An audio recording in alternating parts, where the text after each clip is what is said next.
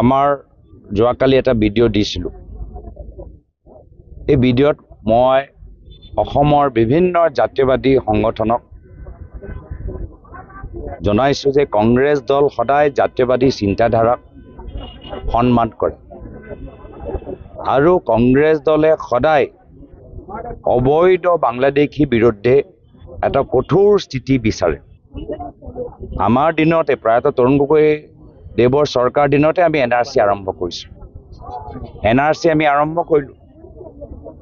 BJP আহি ক'লে যে 16 মে পিছত সকলোৱে টালি টোপোলা বান্ধি গুচি যাব। এতিয়া আমি জানিবলৈ বিচাৰিছোঁ যে কিমানক তেওঁলোকে বিদায় দিব পাৰিলে। তো আমাৰ কথা স্পষ্ট, বাংলাদেশী অবৈধ বাংলাদেশী NRC ভিতৰত সোমাব নালাগে, ভোটৰ তালিকাত সোমাব নালাগে, অসম চুক্তি অনুসৰি অসমৰ পৰা বিদায় দিব লাগে। সেইকাৰণে আমাৰ দিনতো আমি ৰিভাৰাইন পেট্ৰলিং ওপৰত চৰকাৰে কিমান জোৰ দিছে, প্ৰায়তঃ তৰুণ গগৈদেৱে বৰ্ডাৰ পেট্ৰলিং ওপৰত কিমান জোৰ দিছে। কিন্তু আমি দেখিছোঁ যে এইকেইটা দিন বাংলাদেশী নামত ৰাজনীতি হৈ আছে। বাংলাদেশী কিমান ধৰিলে আজি তাৰিখত আমিতো প্ৰমাণ পোৱা নাই।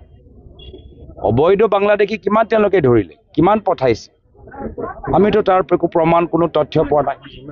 আৰু এইটোও কংগ্ৰেছ দলত স্থিতি স্পষ্ট যে বাংলাদেশীৰ নামত আমি অসমীয়া মানুহৰ ওপৰত, ভাৰতীয় নাগৰিকৰ ওপৰত আমি অন্যায় অত্যাচাৰ হ'বলৈ নিদিওঁ।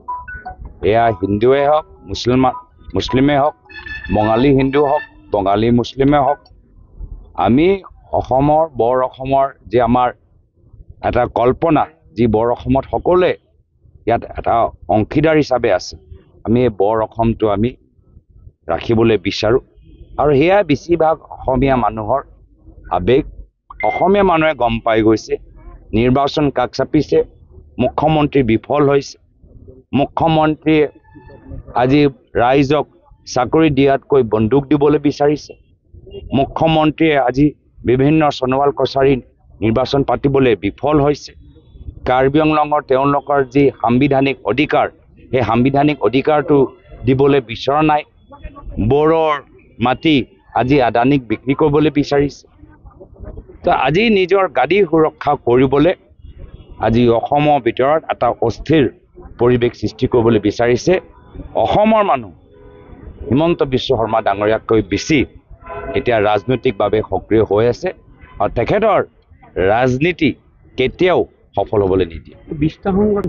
আমি প্ৰত্যেক দল সংগঠনৰ যি গণতান্ত্ৰিক তেওঁলোকৰ অধিকাৰ, যি গণতান্ত্ৰিকভাৱে তেওঁলোকে আন্দোলন কৰিবলৈ বিচাৰে, তেওঁলোকে গণতান্ত্ৰিকভাৱে আন্দোলন কৰক। আমাৰ যেতিয়া NRC আমি সম্পৰ্কে যেতিয়া NRC আমি সৃষ্টি কৰিছোঁ, সেই সময়ত আমি সকলোৰে লগত আলোচনা কৰিছোঁ।